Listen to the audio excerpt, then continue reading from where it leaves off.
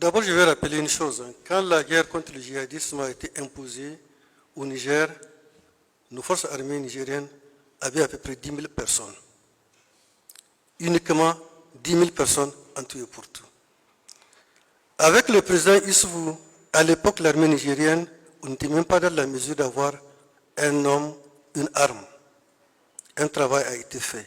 Mais pour qu'on puisse arriver à faire ce travail-là, il a fallu que quelque part, qu'on puisse avoir une sorte d'assurance ou de réassurance que nous pouvons pouvoir faire ce travail-là d'une manière sereine.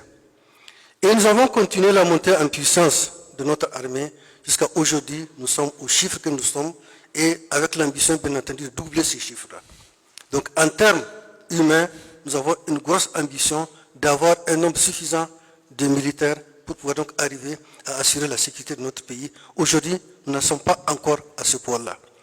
La deuxième chose qu'il faut noter, en termes de matériel, quand le djihadisme a commencé à avoir intervenu au Niger, nous n'avons pas un nombre important de moyens aériens, nous n'avons pas un nombre important de blindés et de toutes autres sortes d'armements qui vont avec.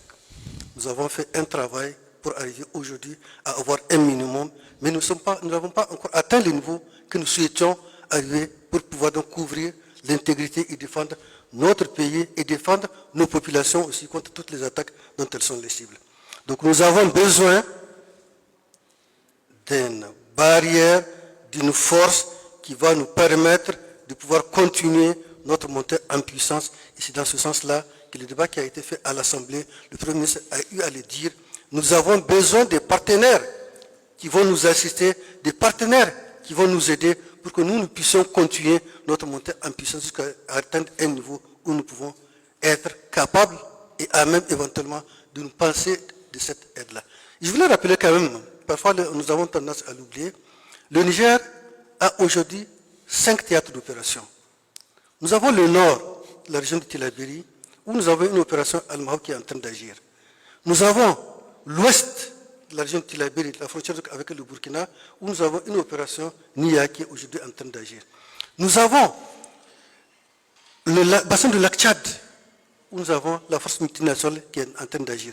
Nous avons la région sud du Niger, avec la frontière avec le Nigeria, où nous avons à faire face à beaucoup de banditisme et aussi nous sommes en train d'agir. Et nous avons aussi la frontière nord avec la Libye, où récemment, vous avez suivi, il y a eu un certain nombre de choses qui se sont passées. Donc nous avons une situation où, si vous regardez un peu, très peu de pays ont été confrontés à une situation où sur cette frontière que nous avons, il n'y a qu'une seule, où nous pouvons dire que nous avons une certaine situation de sérénité. Et avec une armée qui est partie pratiquement des zéros, qui cherche aujourd'hui à monter en puissance.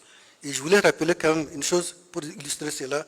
Aujourd'hui, 17% du budget national du Niger est consacré à la défense. Très peu de pays au monde font cet effort-là.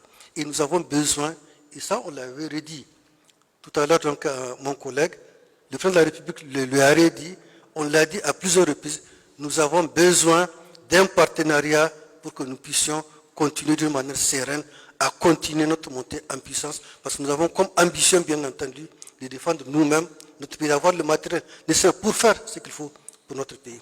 Et nous savons aussi une chose, avant-hier on a signé un accord avec le Bénin, qu'est-ce qui se passe? Parce que notre principal accès à la mer qui passe par le Bénin est aujourd'hui quelque peu menacé. Donc le Niger, au-delà de ce que nous pouvons faire à l'intérieur de notre pays, aussi nous avons le devoir de sécuriser toutes les voies d'accès à notre pays, que ce soit par le Bénin, mais que ce soit aussi par le Burkina. Aujourd'hui, nous avons 2 compagnies que nous avons installées à Setanga, au Burkina, parce que nous avons besoin de la sécurisation de ces axes routiers-là pour notre pays.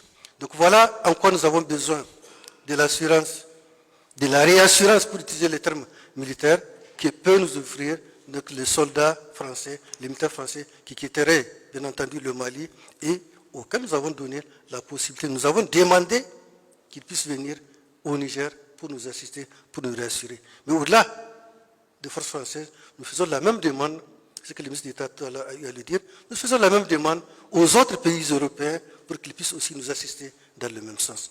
Voilà ce que je voulais rajouter. Merci.